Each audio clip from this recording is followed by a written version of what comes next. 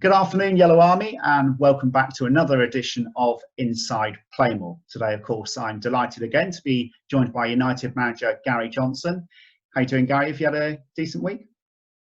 Yeah, decent week, mate. Very buoyant by the news that it seems we're getting a bit closer with, our lockdown measures getting, a little bit more open, and it sounds like more people can do outside things, and football is an outside supporters sport, so hopefully we're certainly moving in the right direction for our dates that we've always had in mind. So quite excited that we might be 2 or 3 weeks away only from starting our pre-season training. Yeah, it does sound, when you put it like that, 2 or 3 weeks, it does sound very, very exciting indeed, because you only got to think like a few weeks ago where we were just talking about having some sort of hope, and it does feel at the moment, without getting too carried away, that there is some genuine hope now that it's not too far away. No, that's right, exactly. And we got to have games with supporters at our levels, First Division, Second Division, National League. So we've got to, obviously make arrangements to make sure all the protocols are in place. I suppose the step we're all waiting for is, so that we can plan our pre-season training schedule, is the starting date for the EFL and for the National League. That's what we need as far as the fixtures are concerned. Once we get that, everything then becomes hunky-dory, and you can plan for everything at that point, depending on what the protocol rules are. Now, pre-season is probably going to be a little bit different this year than it has been in any other season. Do you have any idea of how things might work out at all with regards to practice matches and any of that yet? Not really. Funny enough, I've made 2 or 3 calls today, because as we are getting closer, we can you can only make provisional dates with clubs. Now, we've got to make sure that whatever happens during August, we've got to make sure we've got pre-season games. Now, a lot of teams want to play us in pre-season because we take fans away, and it's a good way of them getting a little bit of money in the coffers from our fans coming to watch the games. That may or may not be the case. We're not sure yet, as and when supporters can actually turn up to friendly matches in August. So we'll have to wait and see. But certainly towards the end of August, we're going to need those games that tell you a lot about your team. So you try and work it so that you play with teams that you play to give everybody the opportunity to have a run out. And normally they're the opening ones, the first 2 or 3. And then you need a little mixture of teams that are league teams, good teams, that you have to, really work out who your first team is by the end of August or so, beginning of September. And then obviously you need games for the other squad members. So there's like second team games, first team games, but you can't play them until the end, until you know who your first team's going to be for the first game of the season, if you like. And then the others have to compete and try and work hard to get into that starting 11. That sounds like a very obvious thing to say, but the beauty, of course, with football is you always need to be playing another team, and all the other football clubs are going to be in the same boat. And whereas Premier League clubs, maybe some even Championship clubs, would have been usually looking to go abroad for friendlies and things like that, that's possibly not going to be the case, and they may be looking closer to home this season. Well, I don't think they're going to have the time, because a lot of like the Premier League, Championship clubs, they're not going to finish till quite late, certainly into August, and then obviously they're going to be fit, because they're not going to need necessarily a pre-season, but the games will start 2 or 3 weeks after. So I'm sure clubs are not going to want too many of their players going abroad or taking the team abroad with all the stuff that's happening. There's some safer ones, but none are 100% safe.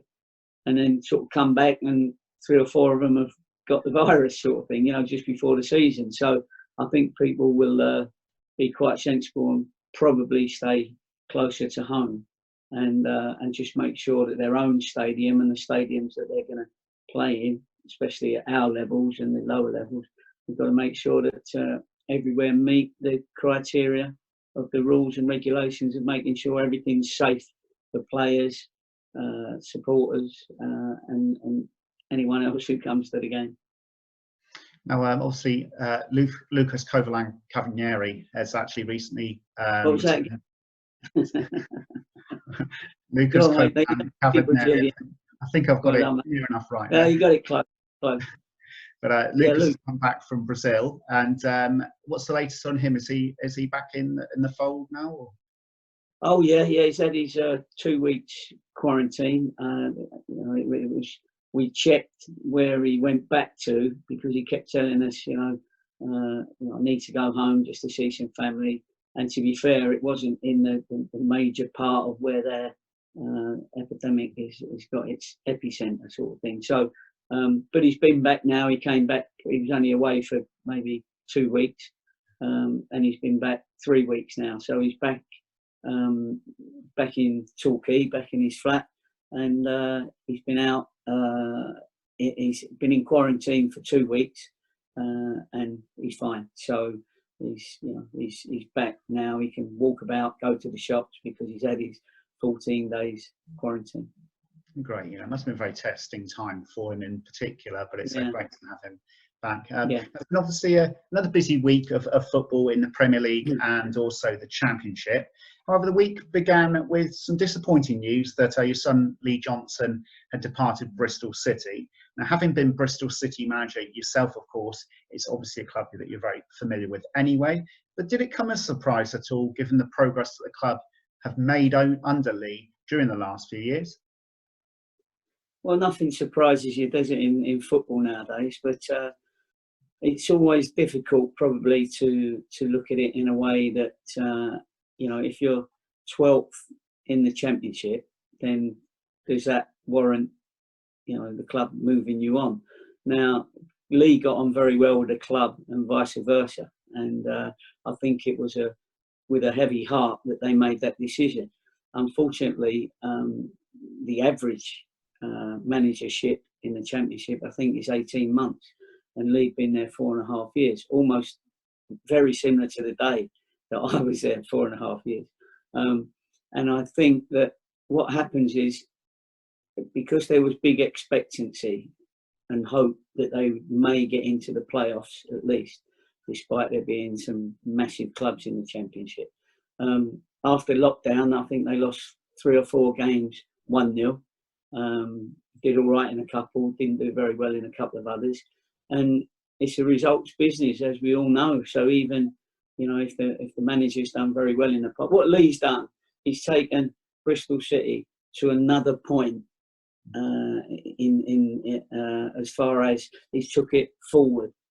And then obviously if you fail after sort of 4.5 years, which is it a fail, but obviously the club want to get into the Premiership as soon as possible, then they look for somebody else to take it on again from where the last one left it. And I think he's left the whole club. It's not just the team, but he's left the club in a very, very strong and good position to move on. But Lee will be okay. He's got a decent CV, and he's given himself some good publicity over the last few seasons at Bristol City and at Barnsley and at Oldham.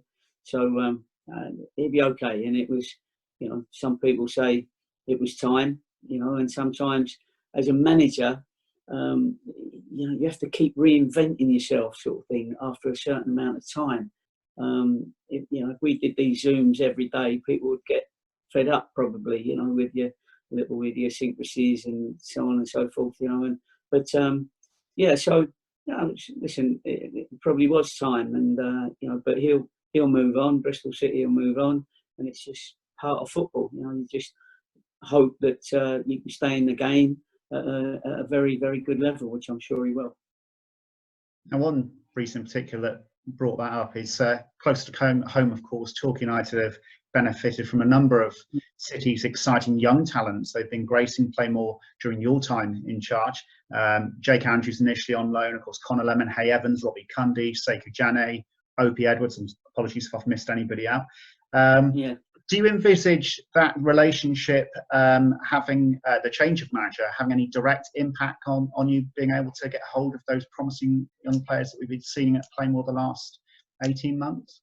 Yeah, I don't think so, because you know, obviously Lee was the manager there, but you're dealing with, you know, chief executive, you're dealing with an assistant chief executive, you're dealing with the academy director, you're dealing with the loans manager. So, you know, as Lee as the first team coach, it wasn't just between me and Lee as such, and didn't go anywhere else. You know, there was discussions that they had to decide: is it a good idea? Is it the right time for this player to go with Gary at Torquay or to go with Gary at Cheltenham? You know, and so on and so forth. So no, I'm sure that's not going to be a problem. We'll soon find out.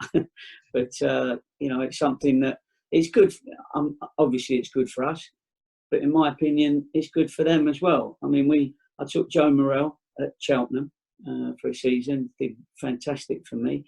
I think, you know, he wasn't really getting anywhere at the time at Bristol City, and then he went back and played in their first team. We had Taylor Moore, who came to us at Cheltenham, played his games, done well, went back, then played in the first team. So they can prove themselves. And obviously, I think they trust my judgment as well. And so I can go back and go, they're ready for your first team. Or I think you should have a look at him again. And we also give appraisals to players, but also to the clubs on those players. So we let them know all the way along how they're doing. And of course, because of the location, it's not difficult for them to scout their own players at Torquay at a good level. You know, the National League is still a good level to watch young players develop. And so it's you know, it's a good thing that we've got that relationship on both sides, and I'm sure that will carry on.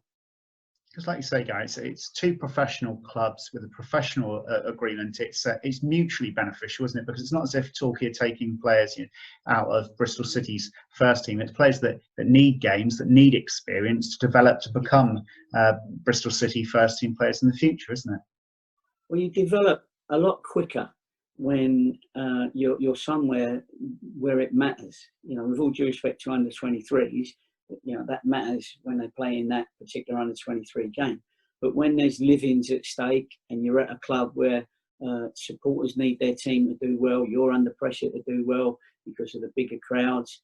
That, you know, they've got a manager that knows what they need to do to move up the levels. And, you know, we work with them, me, Downsy, and the rest of the staff. You know, they know I've been there, and I know, and they know that I know what they've got to be doing. So in that way, it works. It works, and it's not, as I say, long may it continue. You mentioned just then about constantly having to reinvent yourself, Gary. How has football changed during your time since you came back to Yeovil, say? In the UK with Yeovil 18 years ago, or if you want to go before that, back to your Cambridge days, how has football changed during that time? You know, I think football's changed, and it's got the players have probably needed to be more athletic. We did well in our Cambridge days because we had a group of young, athletic, 100% effort type players, and we purposely went out to get those types of players, and that's why we had the success we had at Cambridge, because not everybody was doing that. And we had a certain game, as I think we've already alluded to on these webinars, or whatever we call them, Zoom sessions, and we did very well. And I think then people then start playing a little bit more like that when they see a little bit of success, and along the way someone else gets success at doing something else, and people look at that. Now you've got a situation which nobody would have dreamed of 18 years ago, where the goalkeeper's got it, the two centre halves split in the penalty area, and they give it to the centre half. He gives it back to the goalie. The goalie's got to be a footballer now. He's got to be an outfield player, because the amount of teams that need their goalie to be like the sweeper almost, in possession. And then you've got now the successful teams, Leeds, Liverpool, those at Man City.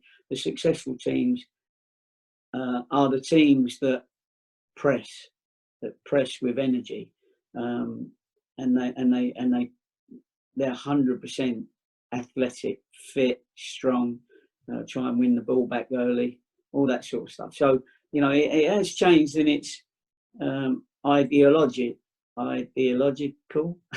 sense. After that, thanks, mate. That was like you could have caught me. You could have said something to me there after your Lucas episode. But anyway, it's and so it does change over the years, and you've sort of got to change with it if you want to. Now, somebody like the Leeds manager, Belsa, he's been playing his game all the way through. That has been his game, and at first, people weren't getting success with it because he couldn't get them fit enough to play the game he wanted every week. But when he was abroad, of course, they only played 20 odd games in their season.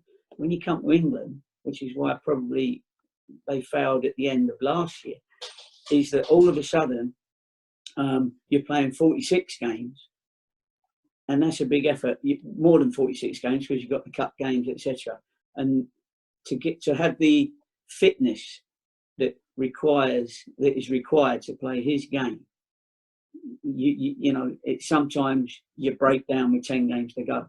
This year he's got them that little bit, 10% extra, and they're flying. I mean, they look absolutely brilliant, and sort of seems to be the mode at the moment, and the tactic from the Man City teams, Liverpool teams, Leeds teams, the successful teams. So we'll see that there'll still be a lot of teams want to play 28 passes round the back, and hope to get a lot of passes, but the game's about goals, isn't it? And it's important, I think, to create as many opportunities as you can. Then surely the percentages show you that you score more goals if you have more opportunities.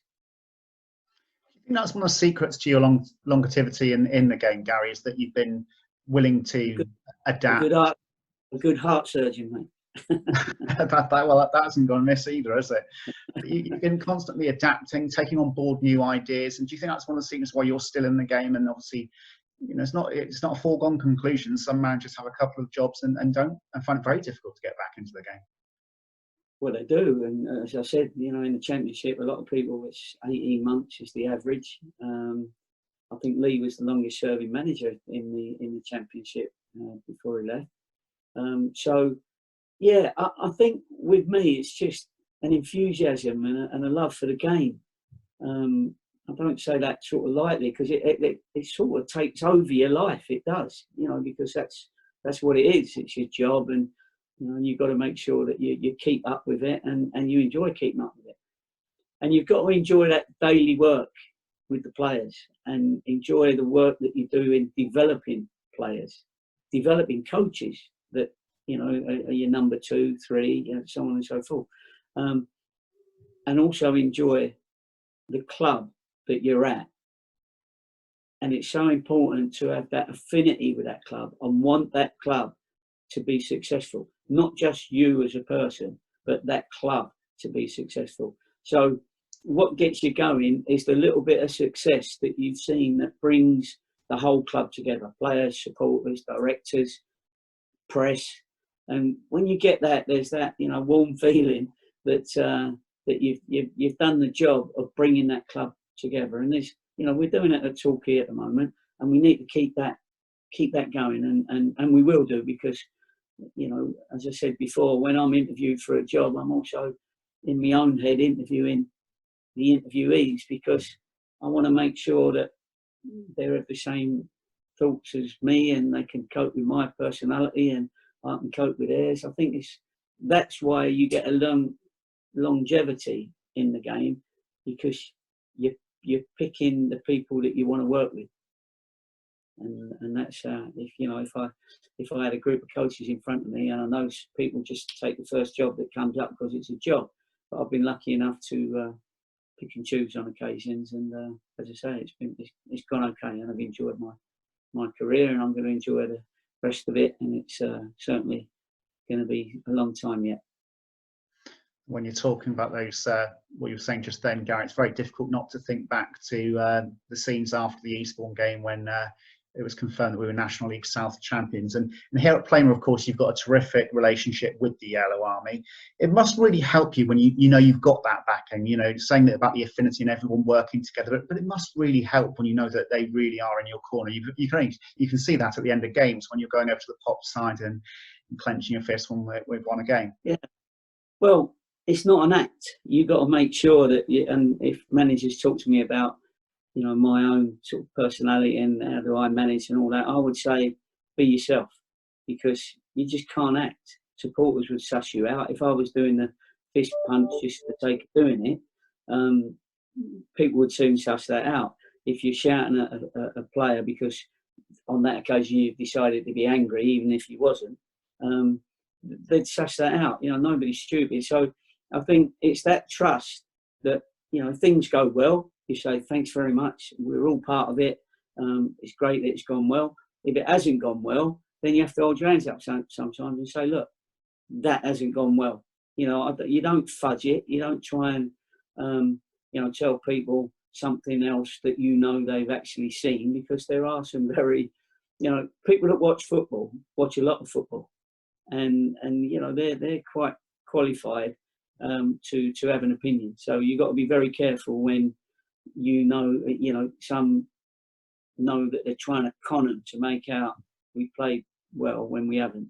And so I would say, you've got to be yourself, and then you get that trust between, you still might get the odd rubbish Johnson, shout from the stands when we're losing, but but they actually want you to do well. That's the thing. You've got to have a board, your supporters. You've got to have them wanting the manager and the players to do well, not hoping that he's going to make he's going to do something, or they're going to get beat and the club can get rid of it. Everybody's got to want that manager and those players to do well. And with the Premier League matches, Championship matches as well, taking place behind closed doors at present, one thing that has been noted, that a number of the teams that have healthy home support have struggled. It's a well-worn phrase, Gary, but what difference does having a vociferous crowd make, and what sort of home advantage does that give you? Well, I think it's proven it gives you quite a lot.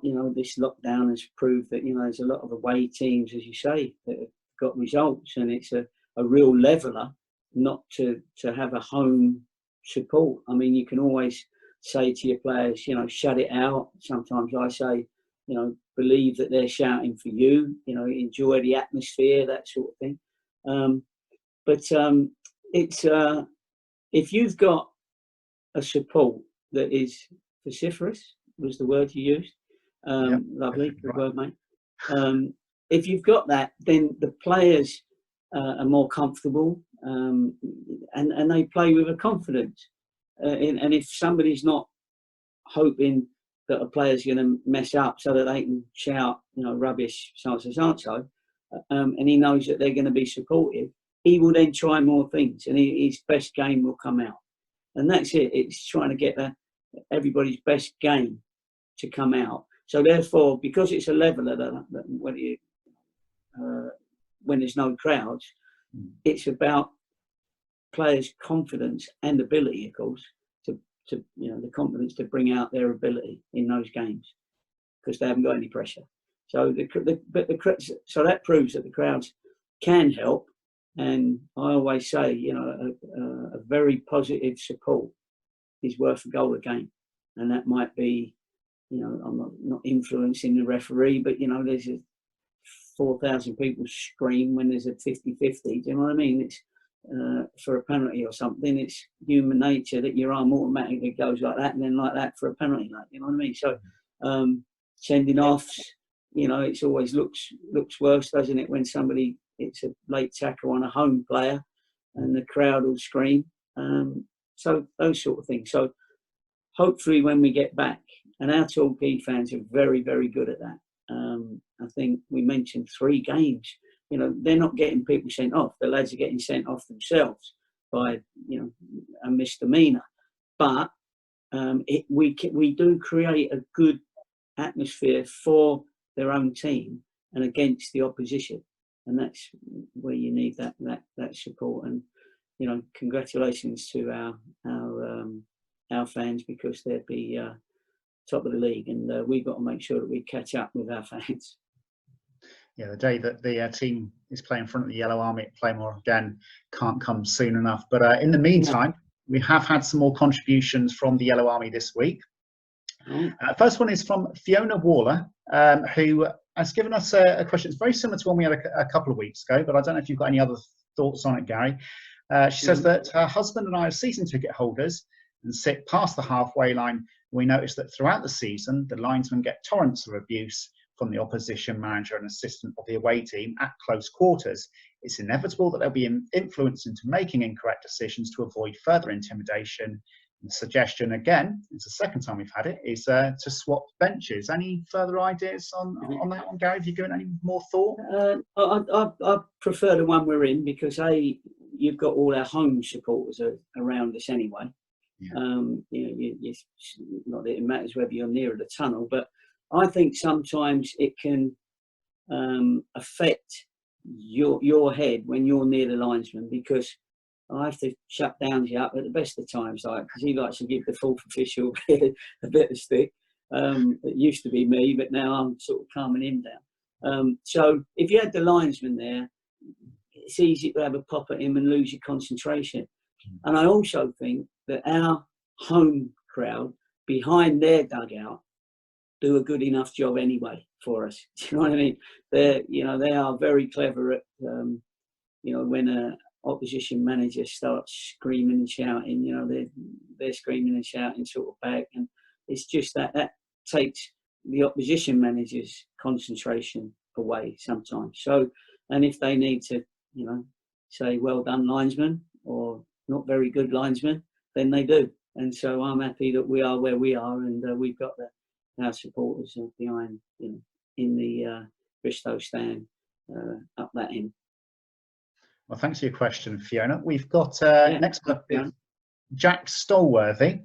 Jack's got slipped in 3 questions here. Wow. The first one here is: do you feel that the current youth squad are ready to fill the gaps in the senior squad? So we'll tackle that one first, if we can, Gary. Yeah, I think somebody like Olaf, for instance, he knows he's not quite there yet, but he's not a million miles away. Because he's had 2 seasons now, training, travelling, playing with the first team.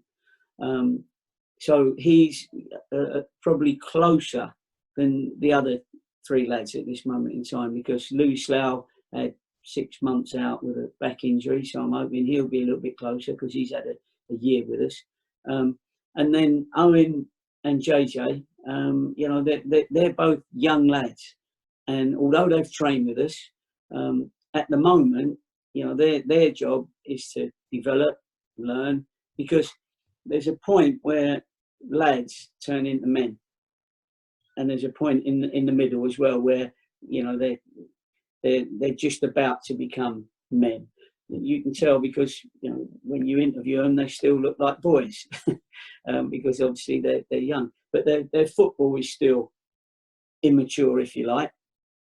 That doesn't take long for a good footballer, which all of those lads have got, to come through quickly once he gets his man's mentality, his man's body, his man's thoughts, you know, for a football match where they've got to compete against other men. And you couldn't tell me that when I was 16 or 17. I thought I was ready. Looking back on it, I wasn't. You know, I was a late developer anyway, sort of thing. In fact, I'm still developing, but it's another thing. But people like JJ and Owen, you know, it's a great opportunity for them, because there is a pathway through. same as Louis and as we've proved with Olaf. And so they've just got to enjoy the training, work hard, build themselves up mentally and physically, because all of them have got the ability to have a good career in football. It's just getting that timing right. It is a huge step up from youth team football into the National League, isn't it? Even though the pathway is there and they will continue to develop with all the opportunities that they will get with first training, it's still a big jump, isn't it? Yeah, it is. It is, mate. Right, the next question that Jack's got for us, he says that the local rivals have announced their retained lists. Are you tempted to work some of your magic and lure some away? So I don't know which ones he's in particular mentioning there, but what do you think about that, Gary? Well, I've not been sitting here doing Zooms all day long and, like mowing the lawn and just doing the cooking.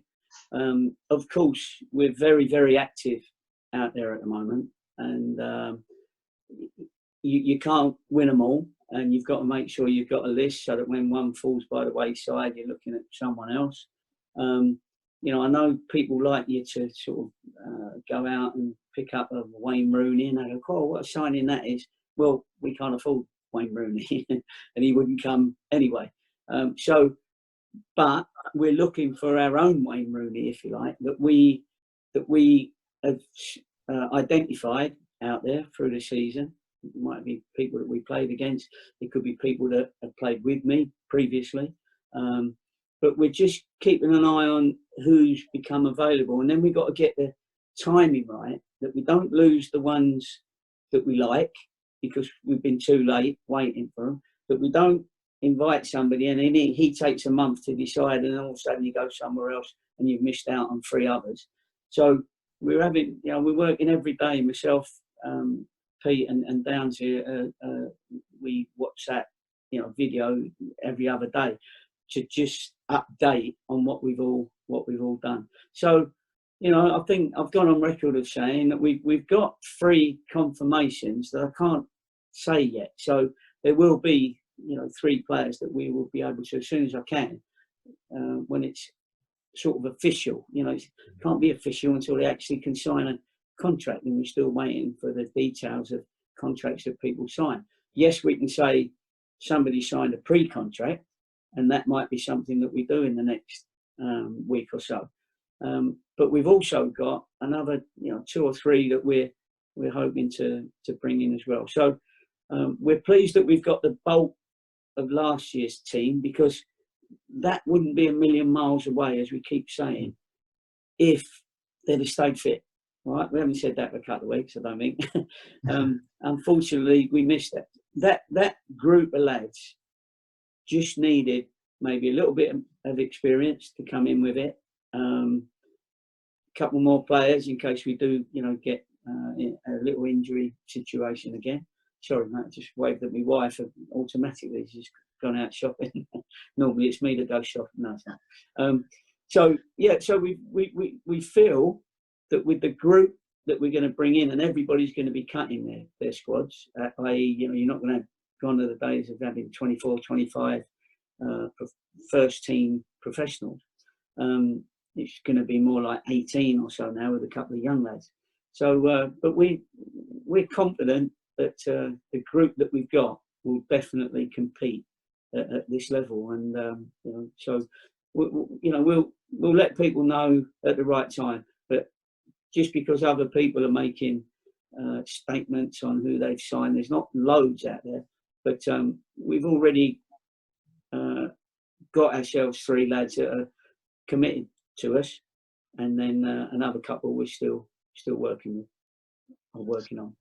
Sounds very exciting. And one thing that Jack has actually rounded off by saying here is, would a player like an experienced centre forward such as John Stead help us out in the National League? I think you've already mentioned before, Gary, that there's an experienced centre forward is something that you've given some thought to, isn't it? Yeah, it is. I think we need that type of club in our bag, in our golf bag. We never really, because unfortunately Jared Lewington got his concussion just at the wrong time when he was ready mentally and physically, sort of thing, and then he played it, obviously got the concussion, so that was difficult for him. So he was going to be that club in our bag, because sometimes you do need to throw the ball forward, you know, in the last few minutes, or, you know, just something where you've got another threat. I mean, we didn't have strikers that scored many heady goals. So, you know, we know that we need that club, as it were. And, you know, we are looking for experience. Now, with John Stead, you know, he's somebody that most clubs would want to take. But it's a lot of it is what they've got in their minds as well. So I'm not saying John Stead isn't one of those three that I'm talking about. So, and if they live up north, then they generally stay up north, because especially if they get sort of later on in their mid-30s sort of thing, then they don't really want to move home, move their kids, move their family this far south if they're up north. So for every, you know, 50 players that you speak to, probably at least half of them wouldn't move from their homes. And if you live in Birmingham, you've got so many clubs around you. If you live in Nottingham, you've got so many clubs around you without having to come down to Torquay. Do you know what I mean? Because we've got our budget, if you like, as far as you know, your fair play rules. So you can only use a percentage of your gate, you know, whatever comes in. So it's not as though, you know, you can go out and suddenly throw money at everything, and that's the situation. So, but as long as I'm happy, and I, you know, hopefully I can prove why I'm happy come the end of the season. I'll come the beginning of the season when people see, you know, that we've got our main base, our players that are there now. We've got some very, very good players, and if they play 46 games, we're going to be close, along with the lads that we're bringing in. Right, it does sound very, very exciting. We're looking forward to seeing what is making you so enthusiastic with these players that you've got lined up, Gary. Joseph Poper's next, and he says, looking back on your career, Gary, what is your proudest moment? Is there anything that you would have changed? I think we might have had a good contender for this last week. Well, what do you mean this last week? When we were talking about the Bristol City playoff, that must be a very proud moment. Oh, I see what you mean. Yeah, the Bristol City what? Playoff final against Hull. Yeah, of course. Sorry, mate. It's just gone out of Zoom. I think there's a few things that make me proud. Obviously, success makes you proud, and success means that when you're telling players what you think they should do, it makes it a lot easier if you've already done it a few times. I think looking back, if you think about what the bookies would say was the most unlikely, so you'd get the biggest odds, was probably getting Yeovil from, you know, the National League to the Championship, which, you know, hopefully will happen again with us and Torquay. But you know, it was something that was a miraculous achievement, really, for a club over two spells. You know, obviously, we won the FA Trophy. We got promotion into the Football League from the National Conference after 108 years, I think it was. I think the chairman still is saying, no, he's left now, so he's slightly less than 108. But yeah, so, and then we managed to get ourselves to the First Division. Then I had a Bristol City time, and then we got Yeovil from the First Division to the Championship when everybody said I shouldn't go back. I think another long odds would have been getting Torquay in a short space of time from 14th to top of the league and promoted. You know, that's because I think a third of the season was it already gone, or quarter of the season, whatever it was. So that was it's always a proud moment, Tom, when you win something, not just for yourself, but for the group of lads that you told them that we're going to compete at this level and you're going to be part of my plans. I promise you, you will, you know, enhance your career by playing for me and this football club. I think that's the big thing all the way through. Now, you can't win the league every year, but you know, at the same time, if you win quite a few promotions, then you sort of know the people that you need at your club. And once you start telling players, I want a promotion, our club wants a promotion, and you're going to be a part of it, that starts them off very positive.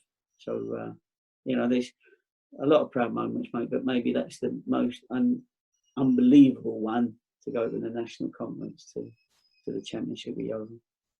Well, I have my own particular favourite, Gary, but then I'm biased, to be honest. So, but it was, when you think of all the records that we broke here during the National League South triumph, and it was just absolutely amazing. So, thank you for your question, Chris.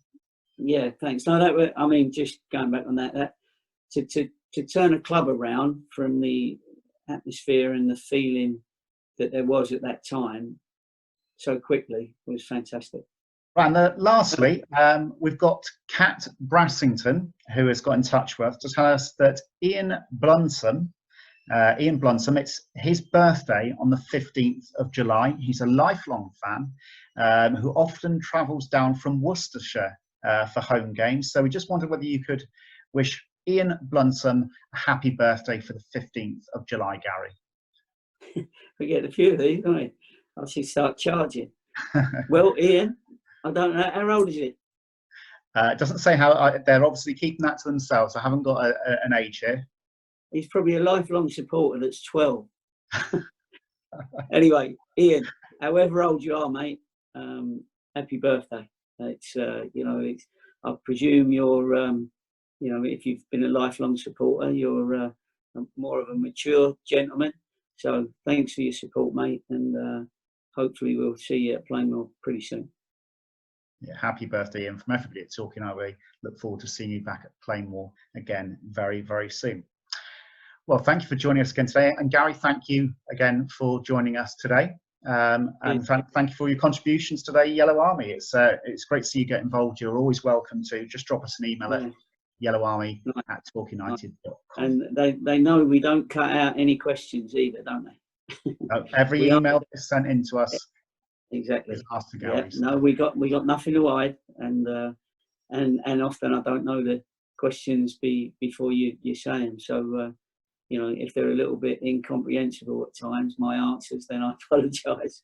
But they're good questions, and it's good for people to get the answers to what they need to set them down and make them feel that they understand what we're doing. Absolutely, there's no such thing as a stupid question. That's my job, actually. So well please, if you've got any questions, do get involved. Yeah. Well, that leaves it for another week. So we'll part as we always do. Take care, well done, keep safe, and we look forward to seeing you all again very, very soon. Well done, Dom. Enjoyed it.